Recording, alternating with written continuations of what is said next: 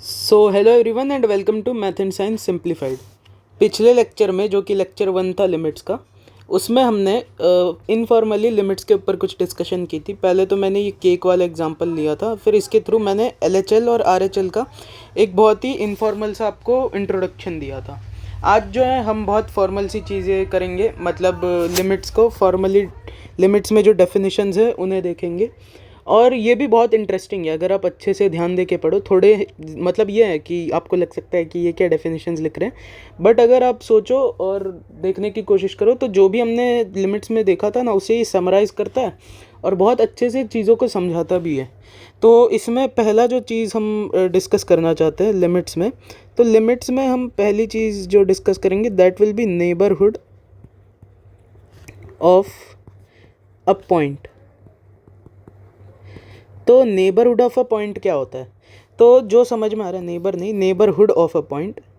तो neighbourhood of a point, इससे ये समझ में आ रहा है जैसे हमारा जो हम जहाँ पे रहते हैं, तो हमारे जो आसपास की जगह होती है उसे हम नेबरहुड कहते हैं। हम कहते हैं कि मैं इस नेबरहुड में रहता हूँ, ऐसे मतलब बोला जाता है। तो उसी तरीके से किसी एक पॉइंट का भी नेबरहुड हो सकता है। रियल नंबर लाइन पे अगर कोई पॉइंट एग्जिस्ट कर रहा है, ये हमारी real number line that is x axis है, तो इस पे अगर कोई पॉइंट एग्जिस्ट कर रहा है, मतलब मान लो कोई point x is equals to a exist कर रहा है, तो इसके आसपास का जो रीजन होगा उसे हम नेबरहुड ऑफ ए कहते हैं। तो नेबरहुड ऑफ ए जो है ना, ए के आसपास का रीजन होता है, और ए के ऐसा आसपास का रीजन होता है जिस जो भी मतलब आप चाहो, ये आपकी मर्जी होती है कि आप ए का नेबरहुड किस हिसाब से रख रहे हो।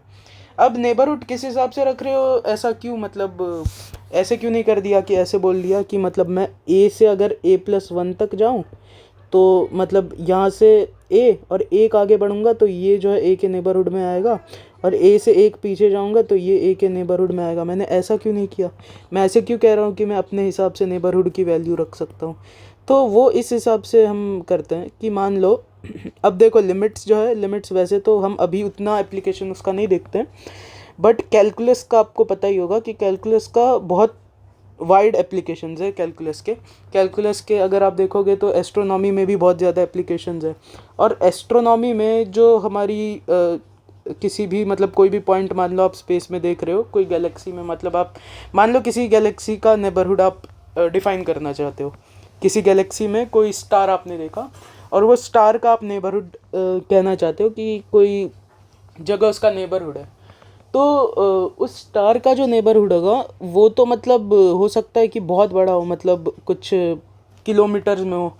तो उस तरीके से आप समझ सकते हो कि नेबरहुड हर एक पॉइंट के लिए उसके, आप कह सकते हो कि एक्सटेंट के हिसाब से चेंज होगा। तो उसी हिसाब से हम जनरली जो है नेबरहुड, अभी जो हम लिमिट्स डिस्कस करेंगे उसमें नेबरहुड को बहुत छोटा रखेंगे। तो बहुत छोटी चीज़ों को जो है ना हम लिमिट्स, मतलब जो कैलकुलस होता है उसमें जनरली ऐसे, जैसे अगर x बहुत छोटा है तो उसे ऐसे dx से दिखाते हैं, मतलब इनफाइनाइटेसिमल चेंज इन x को हम ऐसे दिखाते हैं। या फिर ऐसे डेल से भी दिखाया जाता है। डेल मतलब कोई बहुत छोटा नंबर होता है, ये डेल जो है ना, ये किसी बहुत छोटे नंबर को रिप्रेजेंट करता है। तो इसलिए आप कह सकते हो कि नेबरहुड ऑफ अ पॉइंट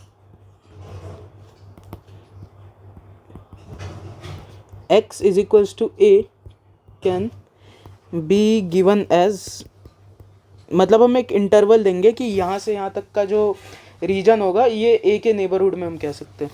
तो हम ऐसा कह सकते हैं कि कोई छोटा सा बहुत नंबर होगा ए माइनस डेल। अब ये डेल जो है ये बहुत छोटा सा नंबर होगा, मतलब हो सकता है ये 0.1 हो, तो ए माइनस 0.1 से a+0.1 तक का जो रीजन है ये हम कह सकते हैं कि ए के नेबरहुड में आता है। तो ए माइनस डेल टू a+डेल, ये वाला जो रीजन है इसे हम कह सकते हैं दिस इज़ नेबरहुड ऑफ ए। अब इसका मतलब क्या हुआ? तो इसका मतलब हुआ कि आपने और नेबरहुड जो है ना, ए के अबाउट सिमेट्रिक दूरी पे होना चाहिए। मतलब ऐसा होना चाहिए कि डेल अगर आप आगे ले रहे हो तो पीछे की तरफ भी आपको डेल ही लेना पड़ेगा। मतलब अगर आप, मैं मतलब मान लो मैं थोड़ा और समझाने के लिए ऐसे करता हूँ कि मान लो नंबर लेके देखो, नंबर लेके चीज़ें बढ़िया समझ में आती है। ये कोई नंबर 2 है, तो मान लो मैं 2 का नेबरहुड डिफ़ाइन करना चाहता हूँ, तो मैं ऐसे कर सकता हूँ कि मैं ऐसे बोल दूँ कि 2 का जो नेबरहुड है मैं कुछ इस तरीके से डिफ़ाइन कर रहा हूँ, 2 माइनस 0.1। डेल हमारा कोई छोटा सा नंबर होना चाहिए, तो लेट्स से अभी के लिए हम उसे 0.1 कह देते हैं। 2 प्लस 0.1, इसे मैं कह देता हूँ नेबरहुड ऑफ ए, यानी neighbourhood of 2, in this case neighbourhood of 2। तो 2 माइनस 0.1 से 2 प्लस 0.1 तक जितने भी नंबर्स आएंगे वो सारे नंबर्स जो हैं 2 के नेबरहुड में, और 2 भी उसमें इंक्लूडेड है। तो इसे हम नेबरहुड कहते हैं। डिलीटेड नेबरहुड एक होता है, उसमें 2 को नहीं लिया जाता है, ठीक है। तो 2 माइनस 0.1 से 2 प्लस 0.1 यानी 1.9 से 2.1, ये जो रीजन होगा ये आपका 2 का नेबरहुड होगा, और 1.9 और 2.1 को हमने उसमें नहीं लिया है। तो मतलब यहाँ से भी आप 0.1 आगे बढ़े हो, तो यहाँ से भी आपको 0.1 आगे बढ़ना पड़ेगा। मतलब आप ऐसा कह सकते हो कि एक सर्कल का डायमीटर जैसा बनना चाहिए, जो नेबरहुड के जो एंड पॉइंट्स है ना, वहाँ पे सर्कल का एक डायमीटर जैसा बनना चाहिए। तो उसी हिसाब से हम जो है ना, जो ये डेल होता है, इस डेल को हम रेडियस ऑफ नेबरहुड इसलिए कहते हैं। ये सर्कल जैसे मैंने इसलिए बताया क्योंकि रेडियस शब्द आता है ना, तो सर्कल से थोड़ा आप रिलेट कर पाओगे, तो इसे हम रेडियस ऑफ नेबरहुड कहते हैं। तो रेडियस ऑफ नेबरहुड मतलब नेबरहुड कहाँ से कहाँ तक है 2 के रिस्पेक्ट में। तो 2 से 0.1 आगे, तो आगे यहाँ तक है 2.1 तक, और 2 से 0.1 पीछे, तो 0.1 पीछे यानी 1.9 तक पीछे की तरफ है। तो ऐसे मत करना कि अब मैंने एक सर्कल बना दिया तो बोल लोगे कि फिर यहाँ पे भी होना चाहिए नेबरहुड, तो ऐसा नहीं होता है। रियल नंबर लाइन पे ही नंबर्स ले रहे हैं। ये वाले जगह पे कोई नंबर्स नहीं है ना, नंबर्स तो इस लाइन पे ही एग्जिस्ट करते हैं। मैंने बस रेडियस जो है ना उसे थोड़ा समझाने के लिए ऐसे बोला। तो रेडियस ऑफ नेबरहुड अब डेल को कहते हैं। तो आई होप इतना तो आपको समझ में आया होगा। मैंने नंबर के थ्रू एक एक्सप्लेन करने का कोशिश किया, ये मिटा क्यों रहा हूँ मैं। तो ये क्या था, एक एग्जांपल था जिसमें हमने एक नंबर लेके देखा, तो 2। अब ऐसे ही आप किसी के लिए भी कर सकते हो। जैसे मान लो मैं कहूँ कि 3 का नेबरहुड बताओ, अगर इसका जो रेडियस ऑफ नेबरहुड है, ये मतलब थोड़ा समझाने के लिए, इसका जो रेडियस ऑफ नेबरहुड है, मतलब मैं कह रहा हूँ कि मान लो 0.01 इसका रेडियस ऑफ नेबरहुड है, तो आप बताओ कि इसके नेबरहुड में कौन सी वैल्यूज़ आ सकती है। और एंड पॉइंट्स को ऑब्वियसली नहीं लेते नेबरहुड, क्योंकि हमने ऐसे डिफाइन किया था। तो क्या करोगे, आपका जो भी नंबर है जिसका नेबरहुड आप लेना चाहते हो वो ए है, ए की तरह ही एक्ट कर रहा है। तो 3 में से आप रेडियस ऑफ नेबरहुड घटा दो 0.01, कॉमा 3 में रेडियस ऑफ नेबरहुड जोड़ दो। तो यहाँ से यहाँ तक का जो इंटरवल है, इसमें जो भी पॉइंट्स आ रहे होंगे, ये सारे पॉइंट्स 3 के नेबरहुड में आ रहे होंगे, अगर उसके नेबरहुड जो हमने उसका डिफाइन किया है उसका रेडियस अगर 0.01 है तो 3 माइनस 0.01 यानी कितना हो गया 2.99 से 3.01।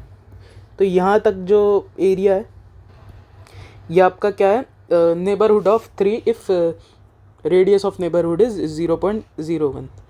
तो ये मिटा देता हूँ मैं, आप नोट कर लेना।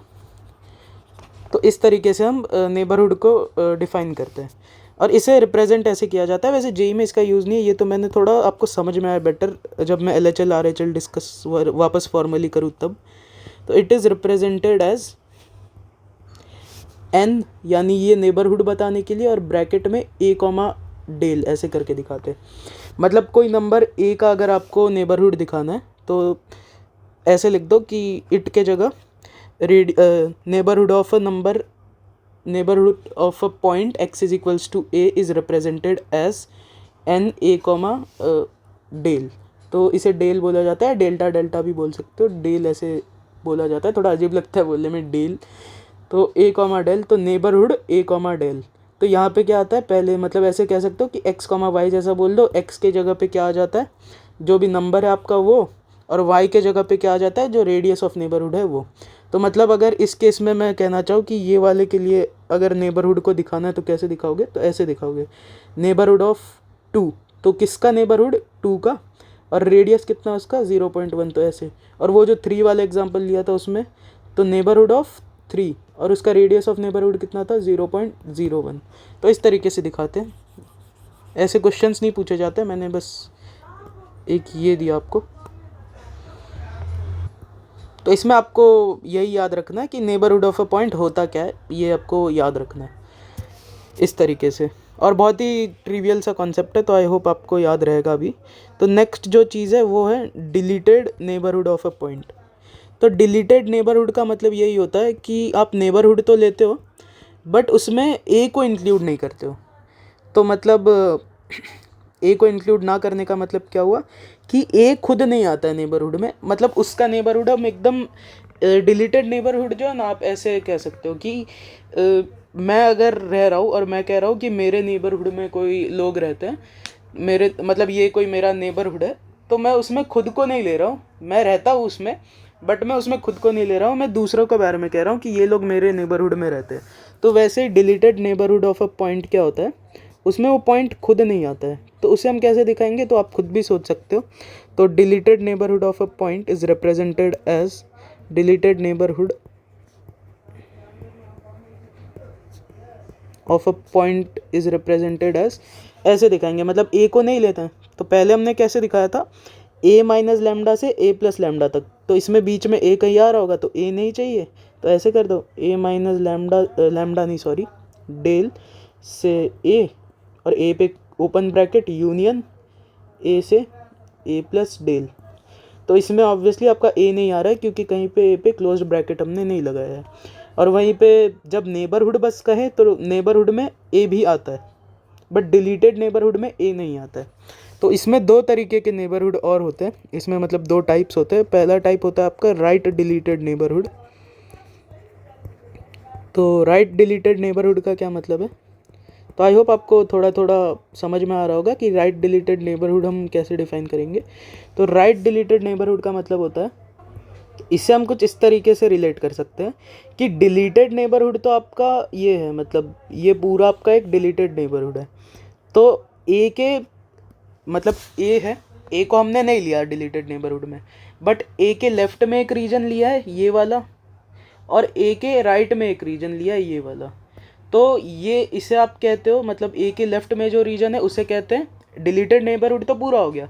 और लेफ्ट वाला जो है उसे क्या कहेंगे, लेफ्ट डिलीटेड नेबरहुड। इसे ऐसे मत याद रखना, बहुत लोग कंफ्यूज हो जाते हैं कि लेफ्ट डिलीटेड बोल रहा है तो लेफ्ट वाला हटा दो, मतलब ये हटा दो तो मतलब राइट वाला लेंगे, ऐसे नहीं। लेफ्ट डिलीटेड नेबरहुड मतलब लेफ्ट साइड वाला जो डिलीटेड नेबरहुड का पार्ट है वो, तो डिलीटेड नेबरहुड पूरा है, और लेफ्ट वाला यानी ए के लेफ्ट वाला पार्ट कौन सा है, ये है। तो डिलीटेड नेबरहुड आपका जो लेफ्ट डिलीटेड नेबरहुड होगा वो ये होगा, और राइट डिलीटेड नेबरहुड कौन सा होगा, जो राइट वाला ए के राइट वाला जो पार्ट है जो डिलीटेड नेबरहुड में आ रहा है वो वाला पार्ट। तो राइट डिलीटेड नेबरहुड आपका यहाँ पे सीधा सीधा ए कॉमा ए प्लस डेल हो जाएगा। और ऐसे ही लेफ्ट डिलीटेड नेबरहुड में LDN लिख दे रहा हूँ, वो आपका क्या हो जाएगा, ए कॉमा सॉरी ए माइनस डेल कॉमा ए। तो मतलब जो डिलीटेड नेबरहुड में ए के लेफ्ट वाला पार्ट है वो लेफ्ट डिलीटेड नेबरहुड में आता है, और ए के जो राइट वाला पार्ट है वो राइट डिलीटेड नेबरहुड में आता है। तो आई होप ये चीज़ आपको समझ में आ गई होगी। तो अभी तक जो हमने ये सारे पॉइंट्स पढ़े हैं ये जेई के पॉइंट ऑफ व्यू से बहुत इंपॉर्टेंट नहीं है, नहीं भी पढ़ते तो मैं समझा भी देता आपको, पर हाँ इससे हो सकता है किसी को थोड़ा बेटर समझ में आए चीज़ें, थोड़ी बेटर एक क्लैरिटी मिले। तो मुझे लगा मैं डिस्कस कर सकता हूँ तो कर लिया मैंने, और थोड़ा जल्दी निपटाया। इसमें और भी चीज़ें मैं ले सकता था बट वो अननेसेसरी थोड़ा हो जाएगा, तो उनको मैं फ़िलहाल स्किप मार रहा हूँ, उनको नहीं ले रहा हूँ, मतलब लेके ज़्यादा कोई फ़ायदा भी नहीं है। अब जो है हम सीधा आते हैं लिमिट ऑफ अ फंक्शन पे। तो लिमिट की डेफिनेशन लिखते हैं। तो लिमिट की डेफिनेशन, अगर हम इसकी डेफिनेशन लिखना चाहें तो किस लिमिट मैंने आपको बताया क्या था, तो लिमिट में पहले तो मैंने आपको ये बताया था कि दो तरीक़ों से लिमिट दो टाइप के होते हैं। मतलब अगर हम लिमिट का, पहले तो मैंने आपको एक इनफॉर्मल आइडिया दिया था कि लिमिट का मतलब क्या होता है।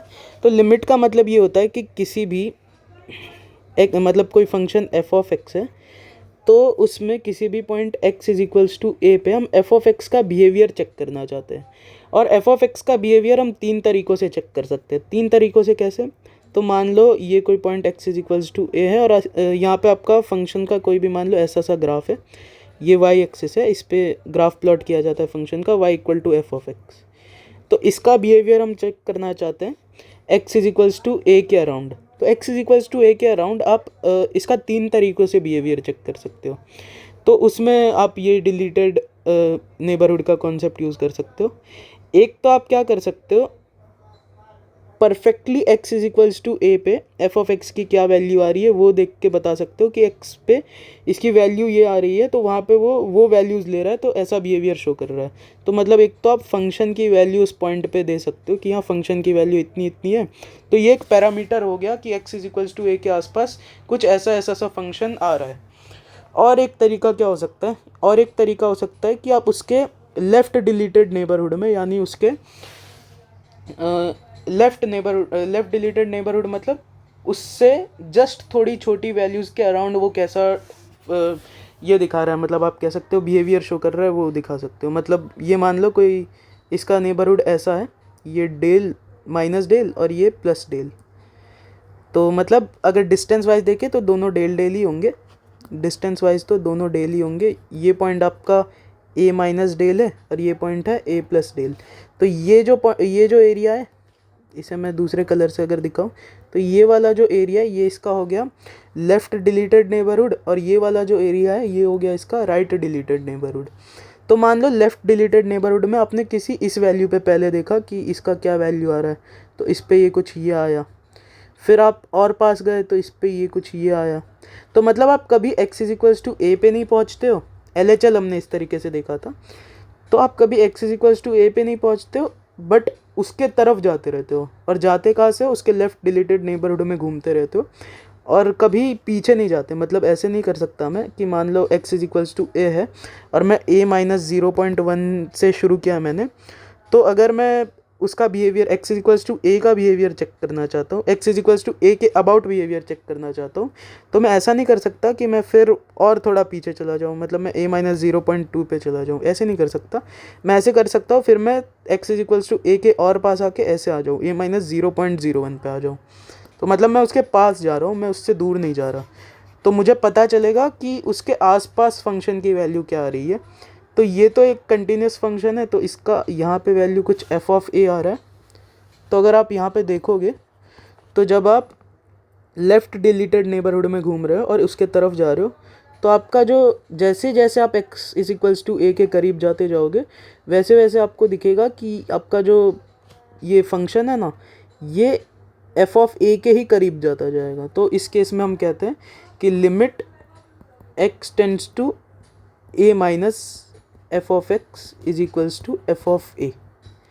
और सिमिलरली यहाँ से भी देखोगे तो पहले आप यहाँ कहीं रहोगे, फिर आप और थोड़ा पास आओगे, फिर आप और थोड़ा पास आओगे, तो जितना पास आप आते जाओगे आपको पता चलेगा कि आपका जो फंक्शन है एफ ऑफ एक्स, जैसे जैसे आप x is equals to a के तरफ जा रहे हो और कहाँ से जा रहे हो, उसके राइट डिलीटेड नेबरहुड से, तो वैसे वैसे आपको पता चलेगा कि आपका जो फंक्शन है वो अगेन कौन सी वैल्यूज़ ले रहा है, वो आपका वैल्यू एफ ऑफ ए ही ले रहा है इस केस में। तो तीन तरीके हो गए कि एक तो राइट हैंड साइड से जाते जाते देख लो, या लेफ़्ट हैंड साइड से जाते जाते देख लो, मतलब आसपास वैल्यूज़ कैसी आ रही है वो देख लो, या परफेक्टली उसकी x is equals to a पे वैल्यू क्या आ रही है वो देख लो। तो ये जो हमने बाद में जो दो तरीके देखे, मतलब ये वाले, ये मिला के लिमिट को मतलब आप कह सकते हो लिमिट का कंपाइलेशन होता है इसमें। लिमिट को हम कुछ इस तरीके से डिफाइन करते हैं कि आप जो है किसी फंक्शन का बिहेवियर चेक कर रहे हो किसी point x is equals to a के अबाउट, मतलब आप x is equals to a पे, ये क्या है ना, ये लिमिट नहीं है, एफ ऑफ ए इसकी लिमिट नहीं है, हो सकता है ये कुछ और है। इस केस में भले ही वो इक्वल आ रही है, एफ ऑफ ए के इक्वल आ रही है, वो मैं जान रहा हूँ, बट आपका एफ ऑफ ए बहुत अलग है और limit f of x x tends to a minus बहुत अलग है, इन दोनों में बहुत डिफरेंस होता है। तो हम इसे और बढ़िया से डिस्कस करेंगे, पहले हम लिमिट को डिफ़ाइन कर लेते हैं। अब आप, आई होप मैं जो डेफिनेशन लिखूँगा वो आप समझ पाओगे। वैसे मैं सीधा भी लिख देता तो पिछले लेक्चर में भी मैंने ये चीज़ें अच्छे से डिस्कस करी थी, आप समझ ही जाते, बट फिर भी। तो अ real number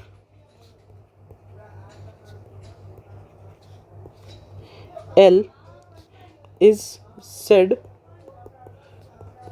to be the limit of function f of x at a point x is equals to a if the value to which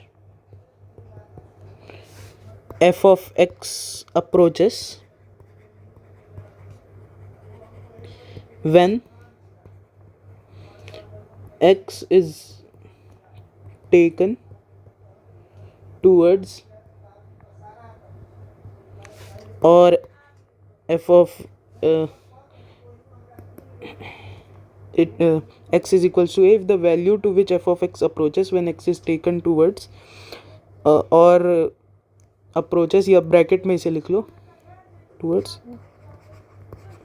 approaches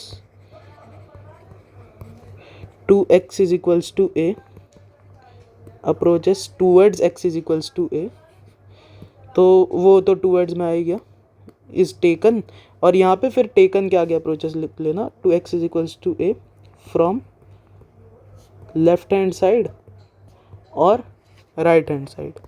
तो इसका मतलब क्या हो गया कि रियल नंबर l, कोई रियल नंबर l जो है वो f ऑफ x का limit at a point x is equals to a तब कहलाएगा अगर आप x is equals to a को अप्रोच कर रहे हो लेफ्ट हैंड साइड से और राइट हैंड साइड से और आपको पता चल रहा है कि जैसे जैसे आप लेफ्ट हैंड साइड से उसके तरफ गए, ग्राफ खुद इमेजिन करो माइंड में, तो जैसे जैसे आप x is equals to a के तरफ लेफ्ट हैंड साइड से गए तो आपका जो फंक्शन है ना f ऑफ x वो वैल्यूज़ l लेने लगा और फिर वापस जब आपने वही चीज़ राइट हैंड साइड से की, मतलब राइट हैंड साइड से मान लो कुछ वैल्यू a प्लस डेल से शुरू किया, फिर आप आ गए उससे और पीछे पीछे, मतलब आप x is equals to a पे कभी नहीं पहुँचे पर x is equals to a के तरफ जाते रहे तो आपको दिखा कि अगेन जो है आपका f ऑफ x किस वैल्यू के तरफ जा रहा है, किसी वैल्यू l के तरफ जा रहा है।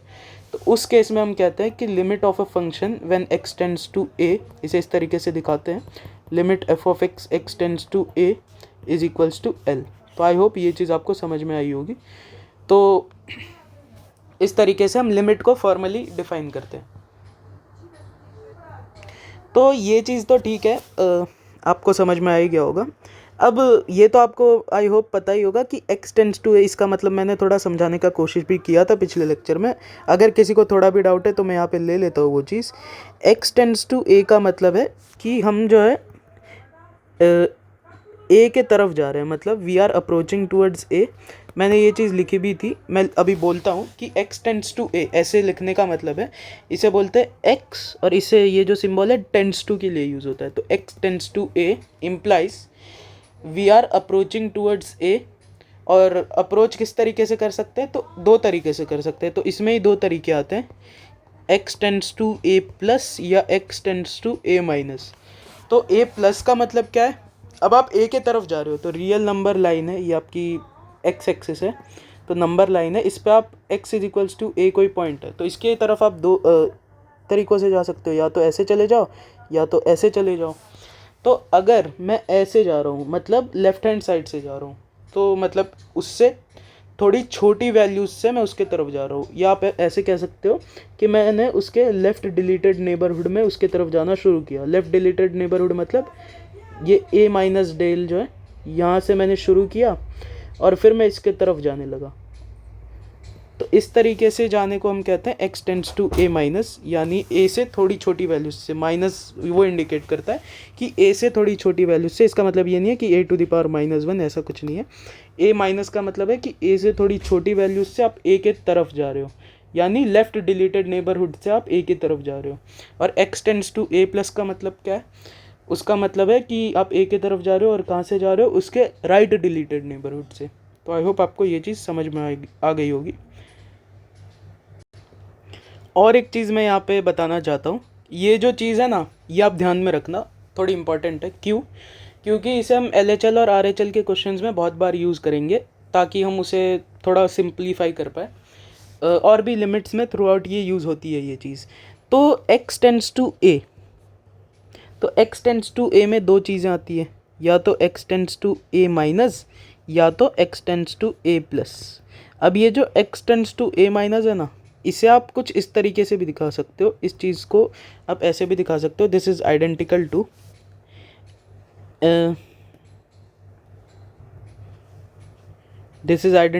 x is equals to a minus h, where h tends to 0 plus. अब इसका मतलब क्या है, खुद समझने के पहले पॉज करके खुद समझने की कोशिश करो, खुद सोचो कि हाँ इस ऐसे क्यों हम इसे लिख पाए। तो मैंने जो कहा x tends to a minus का मतलब था कि आप a के तरफ जा रहे हो, उसके लेफ्ट हैंड साइड से मतलब बहुत कम वैल्यूज़ से, मतलब उसके पीछे बहुत छोटी वैल्यूज़ से उसके तरफ जा रहे हो, तो मतलब लेफ़्ट डिलीटेड नेबरहुड से उसके तरफ जा रहे हो। तो a है, a में से मैं कुछ घटा दूँ, और घटाऊँ भी क्या, कुछ ऐसा घटाऊँ जो बहुत छोटा सा हो। तो उसके लिए हमने क्या यूज़ कर लिया, h टेंड्स टू 0 प्लस। बहुत छोटा मतलब ये कुछ ऐसा 0.1 सा होगा, तो मतलब h टेंड्स टू 0 प्लस। तो मान लो x is equals to a minus h का मतलब क्या है, x की अलग अलग वैल्यूज़ आएंगी जैसे जैसे आप h को 0 की तरफ लेके जाओगे। तो मान लो पहले आपकी h की वैल्यू कुछ 0.1 थी, तो आपका x क्या आएगा, a माइनस 0.1। फिर 0 के तरफ आप लेके जा रहे हो ना, 0 के तरफ जा रहे हो पॉजिटिव साइड से, तो 0 के तरफ लेके जा रहे हो h को।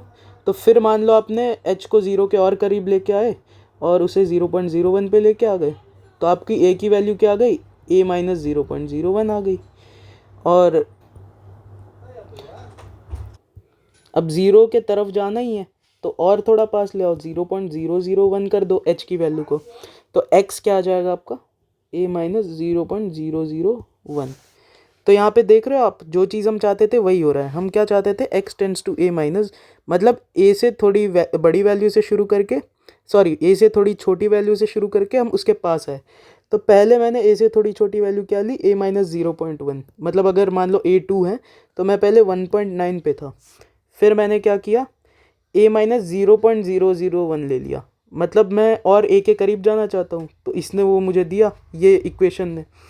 फिर मैं किस पे चला गया, 1.99 पे चला गया। फिर जैसे मैंने h को और 0 के करीब लाया, तो वैसे ही मेरा x जो है वो भी और a के करीब आ गया, 1.999 पे आ गया। तो आई होप आपको ये चीज़ समझ में आई होगी। इसी सिमिलर से लॉजिक से हम जो है इसको भी दिखा सकते हैं। इसे हम कैसे लिख सकते हैं, आई होप अब आप समझ गए होंगे, a प्लस एच से, where h tends to 0 plus. h आपका 0 प्लस की तरफ है दोनों केसेस में। और ना h टेंड्स टू 0 माइनस में भी इसे दिखा सकते हो, बट वो ज़्यादा इंपॉर्टेंट नहीं है, वो भी मैं बता देता हूँ। तो 0.1 है, तो यहाँ पे बस प्लस प्लस लगा दो, मैं इस चीज़ को उधर भी एक्सप्लेन कर दूंगा। तो a प्लस, पहले आपने क्या किया, आपको h को तो 0 की तरफ लेके जाना है, बट हमने इस बार क्या किया, a प्लस एच किया है। जब हम x tends to a plus देख रहे हैं, x tends to a plus का मतलब क्या था, a से थोड़ी बड़ी वैल्यूज से हम जो है a के तरफ जाएंगे। तो पहले एक बड़ी वैल्यू से शुरू किया, a plus 0.1।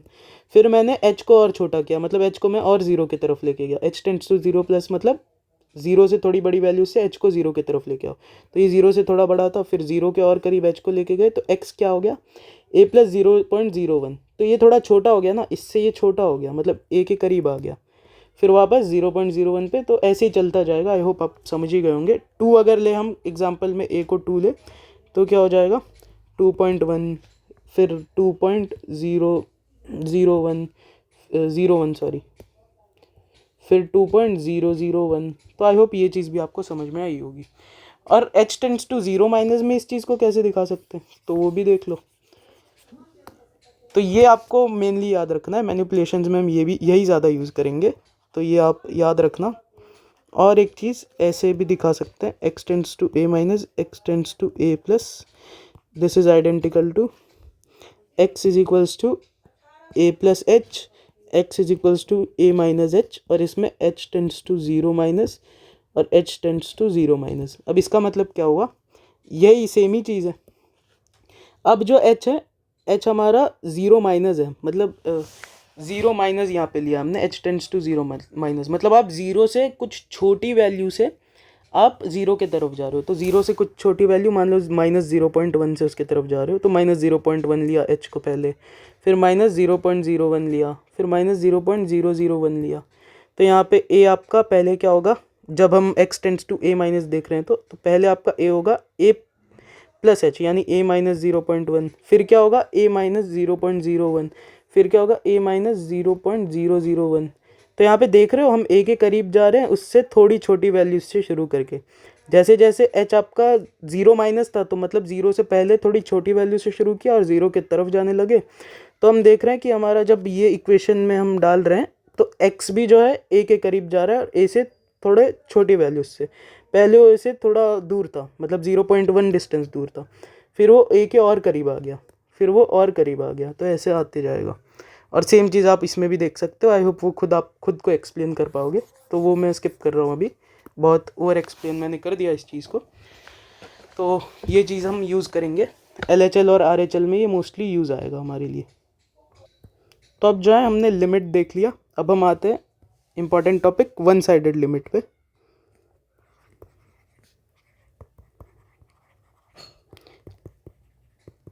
I hope first lecture जो मैंने लिया था उसका आपको कुछ बेनिफिट यहाँ पे नज़र आ रहा होगा, कि आपको चीज़ें और बेटर समझ में आ रही होंगी, क्योंकि इसमें मैंने LHL RHL भी डिस्कस कर लिया था इनफॉर्मली, और यहाँ पे मैंने फिर वही चीज़ें डेफिनेशंस भी लिखा रहा हूँ, और साथ ही में बहुत अच्छे से डेप्थ में जा रहा हूँ मैं मेरे हिसाब से।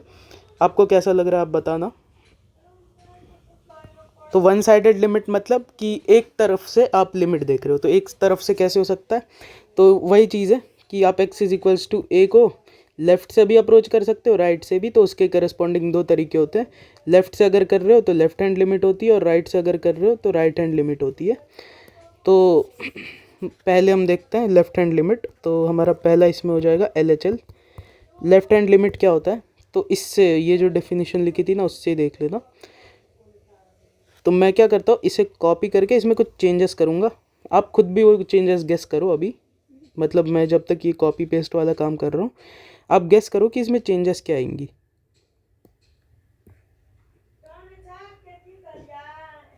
तो रुको, इसे तो थोड़ा पास ले आता हूँ, इसे थोड़ा इधर ले आता हूँ, ये टूवर्ड्स थोड़ा उधर चला गया ना। तो देखो इसमें मैं क्या कर रहा हूँ, अ रियल नंबर, अब L के जगह मैं यहाँ पे L1 कर दे रहा हूँ, is said to be the limit of a function f of x, is said to be the limit नहीं, अब क्या आ जाएगा यहाँ पे, left hand limit of a function f of x at a point x is equals to a if the value to which f of x approaches when x is taken towards or approaches to x is equals to a। इसे ना approaches to में भी ये 2 को भी bracket में ही लिखो, from left hand side, तो और वाला टर्म यहाँ पे हट जाएगा। तो LHL हम इस तरीके से डिफाइन करेंगे, और ये चीज़ें तो मैं बहुत बार बता चुका हूँ तो मुझे शायद ज़रूरत नहीं पड़ेगी, फिर भी मैं बता देता हूँ एक बार। तो इसे ना हम एक एग्जांपल के थ्रू देखेंगे। पहले RHL भी एक बार मैं लिख ही देता हूँ, उसके बाद हम ढंग से वापस देखेंगे एक एग्जांपल के थ्रू। तो RHL, तो उसमें भी सेम ही चीज़, आप खुद भी अब सोचना, अब तो सोच ही पाओगे क्योंकि LHL बता ही दिया ना। तो इसे कॉपी पेस्ट करना है और कुछ चेंजेस करने। क्या चेंजेस करने, तो ये L1 को हटा के यहाँ पे L2 करना है, और साथ ही में यहाँ पे बस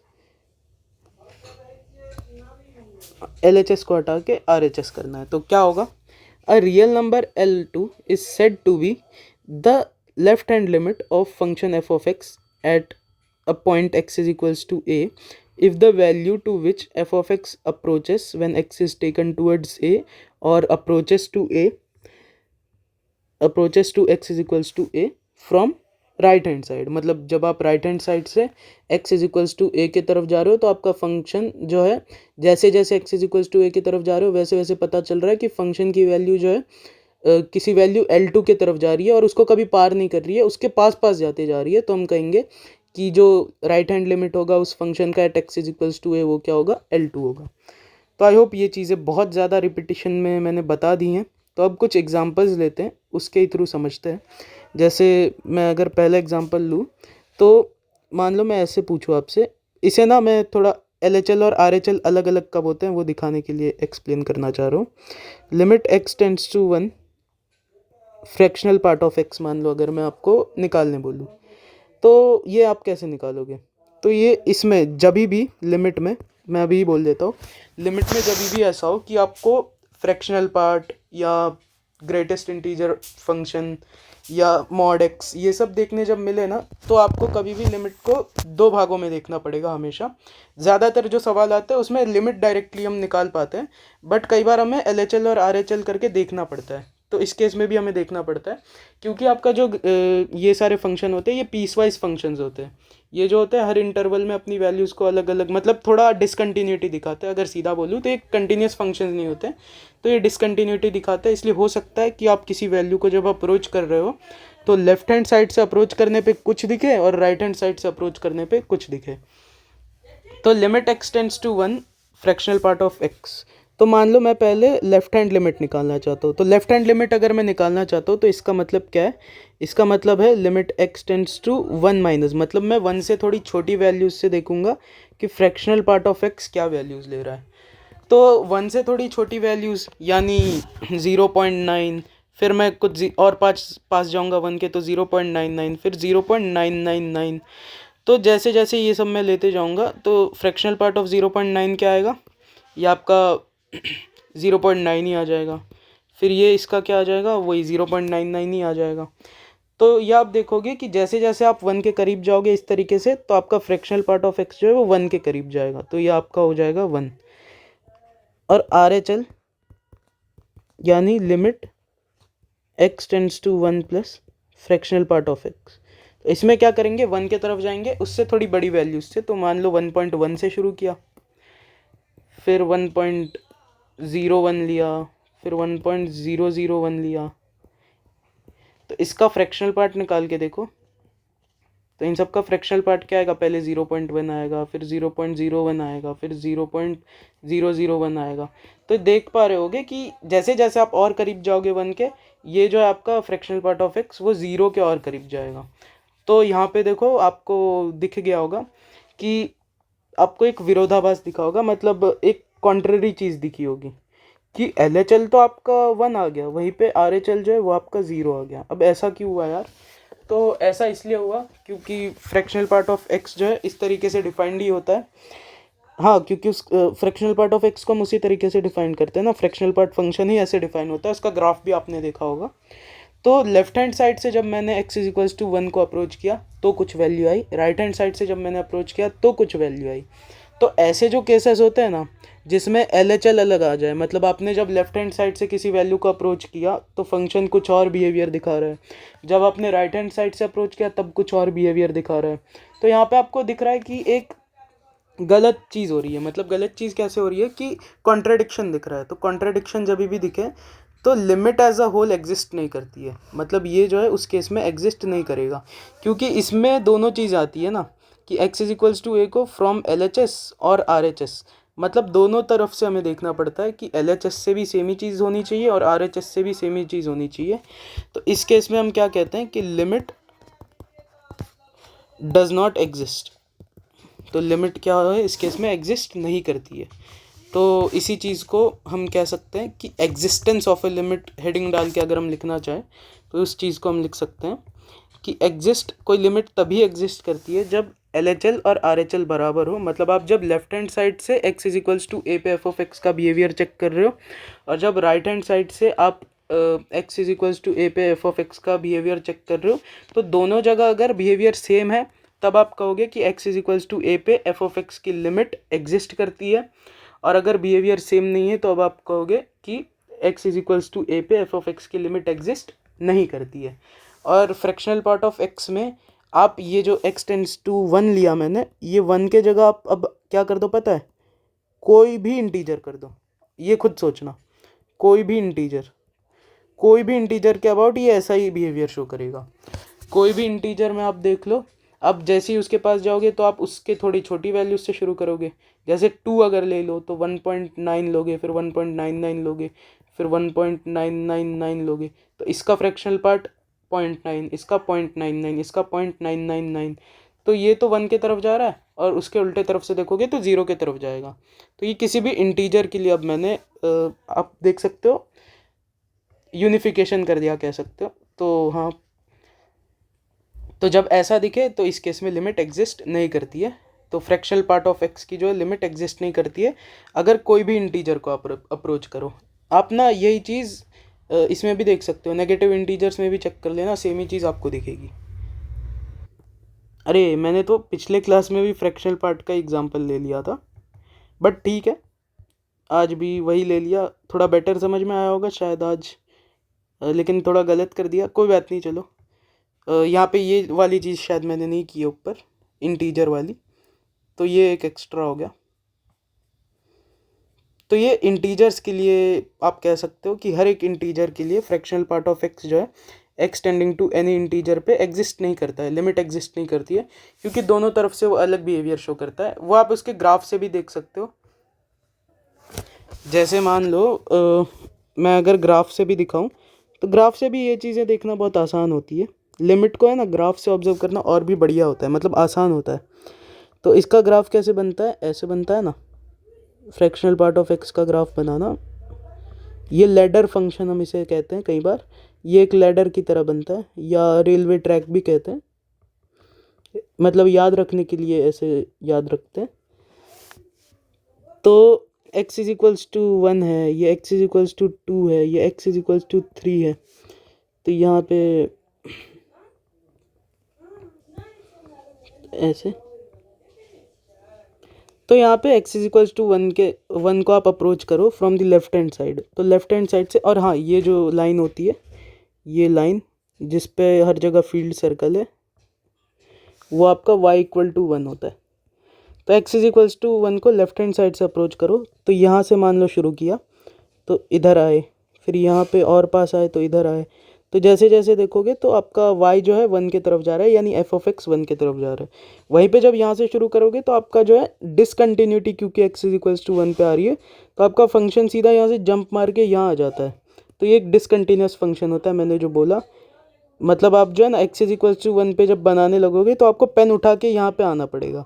मतलब मैंने जब ये बनाया तो ऐसे करके मैं हो सकता था सीधा आगे बढ़ जाता अगर कंटिन्यूस होता, बट यहाँ पे मुझे यहाँ पे आया तो पेन उठा के नीचे ला के फिर वापस बनाना पड़ा। तो ऐसे फंक्शंस को हम डिसकंटिन्यूस कहते हैं। वैसे इसकी फॉर्मल डेफिनेशन भी होती है, बट वो अभी फ़िलहाल छोड़ो। और जब राइट हैंड साइड से देखा तो पहले यहाँ था, फिर यहाँ था, फिर और पास जैसे जैसे आऊँगा तो मैं ज़ीरो के करीब जाने लगूंगा। तो ज़ीरो के करीब जा रहे हो तो यानी limit x tends to 1 plus f of x क्या हो जाएगी, एफ ऑफ एक्स इस केस में क्या है, फ्रैक्शनल पार्ट ऑफ एक्स, वो आपका ज़ीरो हो जाएगा। तो आई होप ग्राफिकली भी आप ये चीज़ को समझ पा रहे होंगे। और यही चीज़ सारे इंटीजर्स पे होगी, क्योंकि सारे इंटीजर्स जो है वैसे टाइप का ही, उनका नेबरहुड वैसे टाइप का ही है एफ ऑफ एक्स के रिस्पेक्ट में। एक्स के रिस्पेक्ट में तो नहीं, बट एफ ऑफ एक्स के रिस्पेक्ट में नेबरहुड सेम ही टाइप का है। आई होप आपको चीज़ें समझ में आई होंगी, क्लियर हो रही होंगी। तो अब देखो एग्जिस्टेंस ऑफ लिमिट कैसे होती है, वो चीज़ हम कॉन्सेप्चुअली तो समझ चुके हैं, अब इसे लिख भी लेते हैं एक बार। तो एग्जिस्टेंस ऑफ अ लिमिट, तो इसमें फर्स्ट पॉइंट देखना। फर्स्ट पॉइंट क्या है कि एग्जिस्टेंस ऑफ अ लिमिट में limit x tends to a f of x exists if and only if LHL equal to RHL और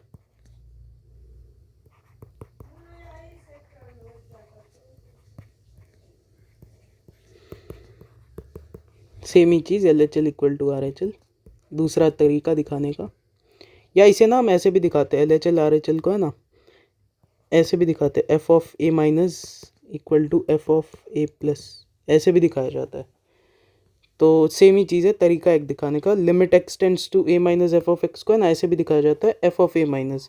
अब इसका अगर अर्थ निकालना चाहो तो ऐसे कह सकते हो कि फंक्शन ए के लेफ्ट नेबरहुड में, लेफ्ट डिलीटेड नेबरहुड में क्या वैल्यूज़ दिखा रहा है, और फंक्शन ए के राइट डिलीटेड नेबरहुड में क्या वैल्यूज़ दिखा रहा है, उस तरीके से आप इस चीज़ को ले सकते हो। तो अब एग्जांपल्स लेते हैं LHL और RHL पे ही। तो पहला एग्जांपल है ये आपका, ये थोड़े सिंपल है, मतलब सिंपल नहीं है, ये भी अच्छे ही हैं, बट मतलब लिमिट इवैल्यूएशन में सिंपल है थोड़ा। इसमें जैसे इसमें क्वाड्रेटिक भी यूज़ हो रहा है। तो देखो क्या बोला हुआ है, let f of x is equals to x square minus 1 when x is between 0 and 2 and 2x plus 3 when x is between 2 and 3. The quadratic equation whose roots are LHL of f of x at x is equals to 2 and RHL of f(x) at x is equals to 2।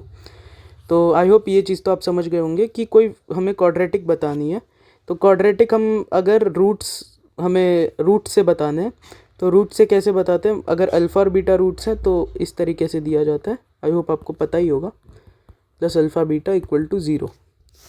तो यहाँ पे let's say हम alpha को LHL कह देते हैं। LHL मतलब ये इतना बड़ा सा लिखने की जगह मैं LHL लिख रहा हूँ, और बीटा इक्वल टू RHL। तो LHL अगर हम निकालना चाहते हैं तो LHL निकालने के लिए क्या करेंगे, 2 से लेफ्ट में, उसके लेफ्ट डिलीटेड नेबरहुड में, मतलब 2 से थोड़ी छोटी वैल्यूज़ पे f(x) क्या बिहेवियर शो कर रहा है, जैसे जैसे 2 के करीब जा रहे हैं वो निकालेंगे। तो LHL क्या हो जाएगा, वो हो जाएगा आपका limit x tends to 2 minus, और f(x) 2 के बाजू में क्या है, मतलब 2 के लेफ्ट में क्या है, तो ये वैल्यू ले रहा है, मतलब x² माइनस 1 है, इस तरीके से डिफाइंड है वो 2 के लेफ्ट में। 0 से 2 के बीच में भी वही है, तो मतलब 1 पे भी वही दिखाएगा, 1 पे 0 हो जाएगा, देख सकते हैं। तो 2 माइनस, तो 2 के आसपास की वैल्यूज़ डालो तो आपको पता चलेगा, डायरेक्टली खुद देख सकते हो ये चीज़, 2² माइनस 1 यानी ये 3 के आसपास कुछ आएगा। और जब आप RHL निकालना चाहोगे तो limit x tends to 2 plus, और 2 के आगे क्या वैल्यूज़ दिखा रहा है देखते हैं। तो 2 के आगे दिया हुआ है कि 2 पे भी और 2 के आगे भी ये कुछ ऐसी वैल्यूज़ ले रहा है, 2x प्लस 3, यानी फंक्शन आपका कुछ वैसे डिफाइंड है। तो पहले आप इसमें 2 से कुछ बड़ी वैल्यूज़ डालोगे तो ये आपका 5 पॉइंट समथिंग आएगा, फिर जैसे जैसे 2 के करीब जाओगे ये 5 के करीब जाएगा, इसलिए 5 हो जाएगा। तो यहाँ पे आप देख सकते हो कि LHL आपका, सॉरी 2 के करीब की वैल्यूज़ डालोगे तो ये 7 जाएगा ना, 7, माय मिस्टेक। 2 से थोड़ी बड़ी वैल्यू डालोगे तो 7 पॉइंट समथिंग आएगा, 2 के करीब जाते जाओगे तो 7 के करीब आते जाएगा, तो 7 आएगा। तो यानी ये आपका अल्फ़ा है और ये आपका बीटा है। तो इक्वेशन क्या हो जाएगी, quadratic equation x² minus alpha plus beta, यानी 10x प्लस 7 इंटू 3 21। तो ये आपकी रिक्वायर्ड क्वाड्रेटिक इक्वेशन है, कौन सी है, तो ये सेकंड ऑप्शन हमारा करेक्ट हो जाएगा। बहुत सिंपल सा सवाल था, आई होप आपको समझ में आ गया होगा। अब ये नेक्स्ट एग्जांपल देखते हैं, इसमें क्या बोला हुआ है, फिर अगेन फंक्शन को कुछ तरीक़ों से डिफाइन किया गया है, वो आप देख लो। जब x लेस देन 1 है तो x प्लस 2, जब x 3 और 1 के बीच में तो 4x माइनस 1, और जब x 3 से बड़ा है तो x² प्लस 5। तो इसमें हमें मल्टी करेक्ट क्वेश्चन है, हमें 3 ऑप्शंस दिए हैं। तो इसमें पहले बोल रहा है कि LHL of f(x) at x is equals to 1, फिर ये भी क्या है, LHL नहीं सॉरी RHL, और वो किसके बराबर है, 3 के। तो ये सही है कि नहीं, अगर सही होगा तो टिक मारेंगे, नहीं होगा तो गलत। तो जो सही है इसमें से, मतलब आपको करेक्ट स्टेटमेंट्स इसमें से बताने हैं, जो करेक्ट स्टेटमेंट्स है उस पर टिक मारना है ऑब्वियसली। तो ये एक तो हो सकता है कि वो एग्जिस्ट ना कर रहा हो, या तो 3 के बराबर आ रहा हो, 3 आ रहा हो तो टिक मारना, नहीं आ रहा हो तो डज नॉट एग्जिस्ट, मतलब डज नॉट एग्जिस्ट आ रहा हो तो डज नॉट एग्जिस्ट। अगर कुछ और आ रहा हो तो ऑब्वियसली डज नॉट एग्जिस्ट थोड़ी लोगे। 4 आ रहा है तो 4 होगा, जो कि नहीं है तो नहीं होगा, और क्या। और बोला हुआ है कि RHL of f(x) at x is equals to 3 is 11, या तो डज नॉट एग्जिस्ट।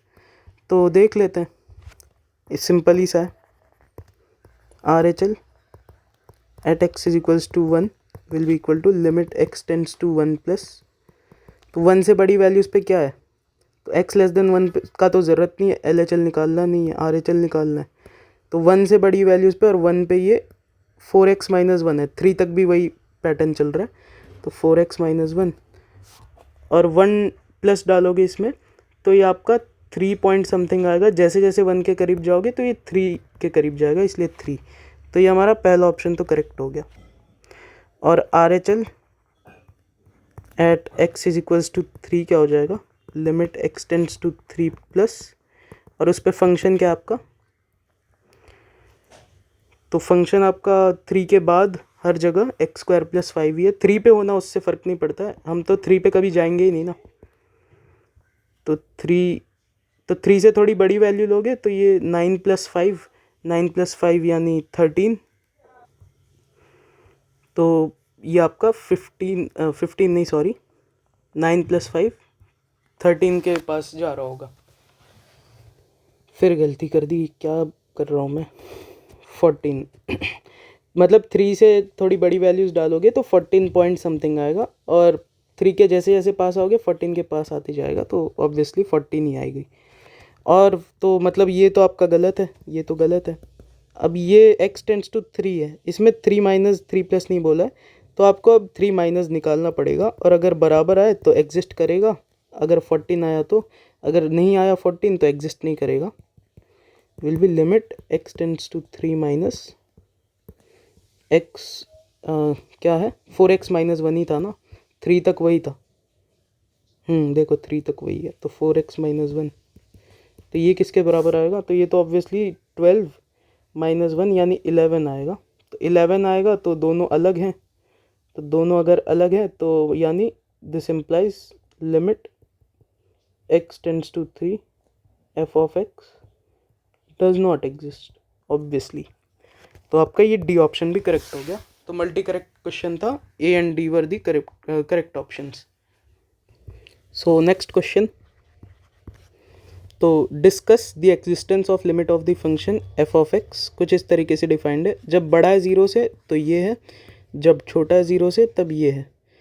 तो और कहाँ पे ये डिस्कस करनी है, x is equals to zero पे। तो x is equals to zero पे अगर डिस्कस करनी है तो ऑब्वियसली हम क्या करेंगे, एल एच एल और आर एच एल निकालेंगे।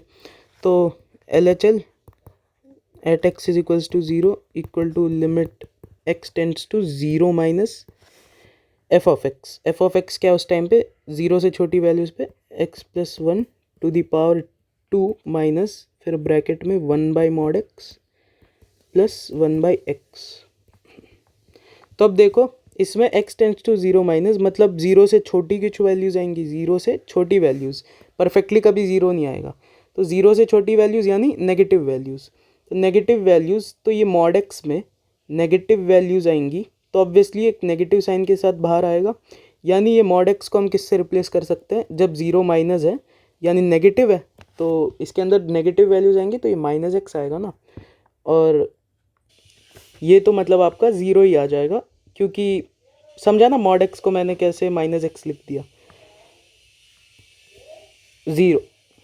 तो यानी ये किस में कन्वर्ट हो गया, limit x tends to zero minus x plus 1 का स्क्वायर। तो ज़ीरो माइनस, तो इसमें ज़ीरो से थोड़ी छोटी वैल्यूज़ डालोगे तो ये आपका कुछ 1 से थोड़ा छोटा आएगा, 1 से थोड़ा छोटा आएगा, और जैसे जैसे करीब जाते जाओगे ज़ीरो के वैसे वैसे ही 1 के भी करीब जाएगा, तो ये आपका 1 आ जाएगा। तो मतलब एल एच एल तो 1 है। अब आर एच एल देखते हैं, R H L at x is equals to zero will be limit x tends to zero plus f of x. F of x क्या है, ज़ीरो से बड़ी वैल्यूज़ पे mod x minus 1 by x. Again same तरीके से हम observe करेंगे कि ज़ीरो प्लस यानी ज़ीरो से थोड़ी बड़ी वैल्यू कोई आ रही होगी और माइनस 1 है, तो ज़ीरो प्लस माइनस 1, तो ये तो आपका कुछ नेगेटिव ही आ रहा होगा ना। तो मतलब मॉड को हटा के आप माइनस बाहर लाओगे, तो अगेन इसमें भी limit x tends to zero plus आपको ये जो है 1 माइनस एक्स के बराबर लिखना पड़ेगा अपॉन एक्स। मैंने माइनस कर दिया सीधा, ये लिख दिया।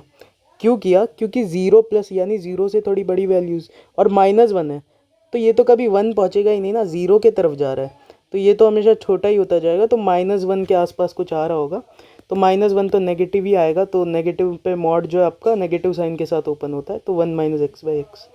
तो ये क्या आ जाएगा, limit x tends to zero plus 1 by x minus 1। तो 1 बाई एक्स माइनस 1, अब यहाँ पे 1 बाई एक्स आ गया, तो इसमें तो मतलब इन्फिनिटी जैसा कुछ आएगा, तो ऑब्वियसली इन्फिनिटी जैसा कुछ आ गया, मतलब ये आपका पॉजिटिव इन्फिनिटी के तरफ जा रहा होगा, क्योंकि ज़ीरो से थोड़ी बड़ी वैल्यू आ रही है ना नीचे, तो ये आपका इन्फिनिटी को टेंड कर रहा होगा। तो ये याद रखना, अभी मैंने वो नहीं लिखवाया था, बट फिर भी अभी के लिए इस क्वेश्चन के थ्रू ही मान लो इंट्रोड्यूस किया कि एल एच एल या आर एच एल जो है ना, ये आपका अगर इन्फिनिटी की तरफ जा रहा हो तो आपकी लिमिट एग्जिस्ट नहीं करती है। दोनों भी इन्फिनिटी की तरफ जा रहे हो तब भी नहीं करती है, या कोई एक जा रहा हो तब तो ऑब्वियसली नहीं करेगा, क्योंकि एक अगर जा रहा है तो दूसरा ऑब्वियसली नहीं जा रहा होगा, तभी तो एक को हम बोल रहे जा रहे हैं। तो ऐसा कुछ हो रहा हो तो आपकी लिमिट एग्जिस्ट नहीं करती है। इस केस में तो हम सीधा कह देंगे कि अगर हमें ये ना भी पता हो तो भी हम ये सॉल्व कर सकते थे, इसलिए मैंने ऑब्वियसली यहाँ पे लिया।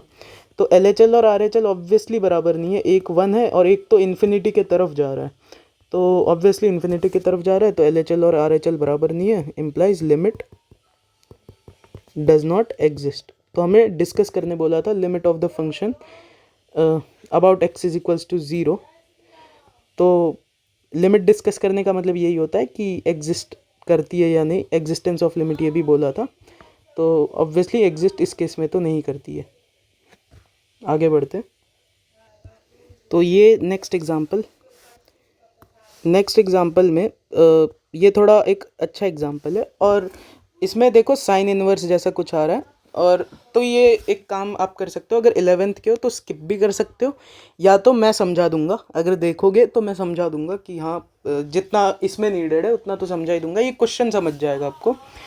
तो इसमें पहली बात तो समझने के लिए ये ज़रूरी है कि साइन इनवर्स एक्स का रेंज आपको याद रखना है। अभी के लिए बस याद रख लो, मैं बता सकता हूँ कैसे आता है, बट उसमें मैं फ़िलहाल नहीं जाना चाहता।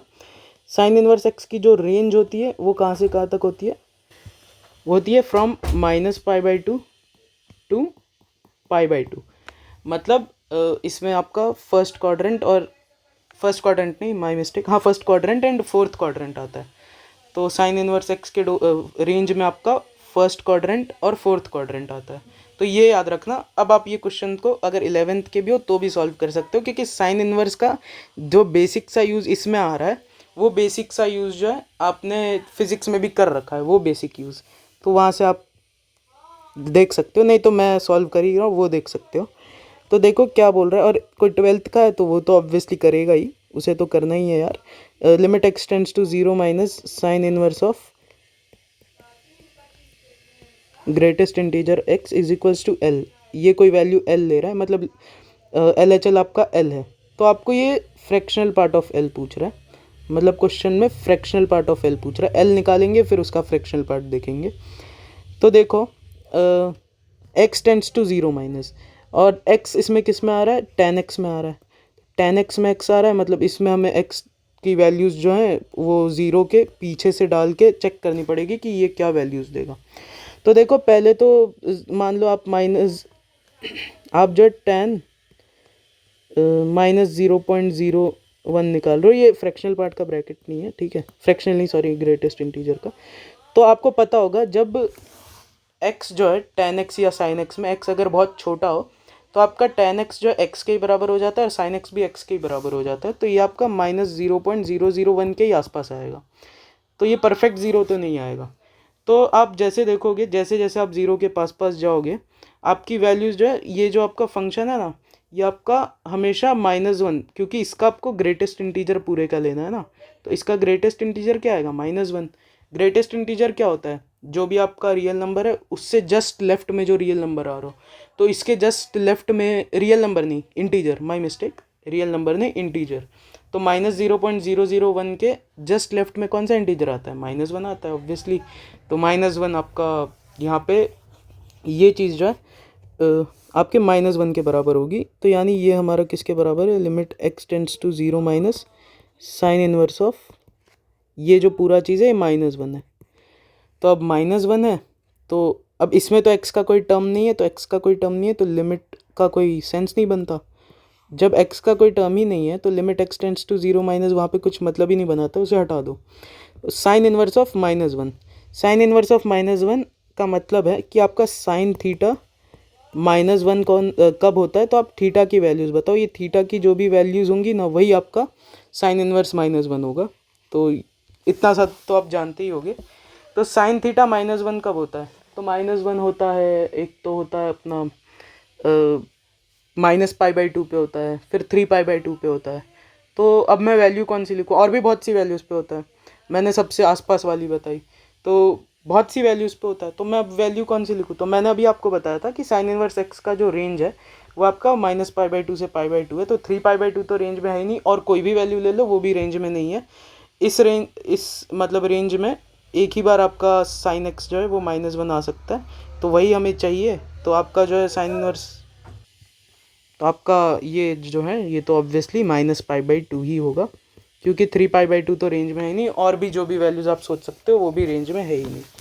तो -π/2 है, तो ये तो l के बराबर है। अब फ्रैक्शनल पार्ट ऑफ l निकालना है, तो यानी फ्रैक्शनल पार्ट ऑफ -π/2 निकालना है। तो ये तो बहुत सिंपल हो गया। अब हम जानते हैं कि कोई भी रियल नंबर x जो है वो उसके फ्रैक्शनल पार्ट के सम और ग्रेटेस्ट इंटीजर के सम से बना होता है। तो उसी तरीके से -π/2 जो है रियल नंबर, वो भी उसके ग्रेटेस्ट इंटीजर के सम और फ्रैक्शनल पार्ट के सम से बना होगा। तो फ्रैक्शनल पार्ट हम निकालना चाहते हैं, तो ग्रेटेस्ट इंटीजर ऑफ -π/2 क्या हो जाएगा, ये भी आपका जो है -1.5 समथिंग आएगा। पाई क्या होता है, 3.14 के आसपास होता है। तो अगर बस एस्टिमेट करना है ना हमें यहाँ पे, तो एस्टिमेट करेंगे तो ऑब्वियसली ये -1 पॉइंट समथिंग आएगा, यानी -1 और -2 के बीच में। तो -1 और -2 के बीच में जितने भी रियल नंबर्स आते हैं उनके जस्ट लेफ्ट में कौन सा इंटीजर आता है, नंबर लाइन से सोचो, तो उनके जस्ट लेफ्ट में ऑब्वियसली -2 आता है। तो इसे -2 से सीधा रिप्लेस करो। आप अपने नोटबुक में अलग लिखना, मैं यहाँ पे डायरेक्टली कर रहा हूँ। तो यानी फ्रैक्शनल पार्ट ऑफ -π/2 की वैल्यू क्या आ जाएगी, 2 - π/2। और यही तो हमारा फ्रैक्शनल पार्ट ऑफ L है जो कि हमें निकालना था। तो यही हमारा आंसर हो जाएगा, 2 - π/2, ये आपका आंसर है। तो आई होप आपको ये सारी चीज़ें समझ में आई होगी जो भी आज हमने डिस्कस की। पहले तो हमने बहुत अच्छे से कॉन्सेप्चुअल लेवल पे लिमिट्स को अच्छे से डिस्कस किया। लिमिट्स का जो इंट्रोडक्शन होना चाहिए वो आज हमने लिया पूरा। सारी डेफिनेशंस देखी जो इम्पोर्टेंट थी फ़िलहाल के लिए।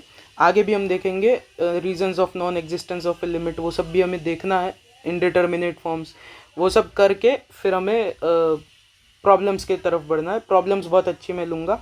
आपको ये भी फील हुआ होगा कि मैंने LHL और RHL पे भी बहुत अच्छे प्रॉब्लम्स लिए।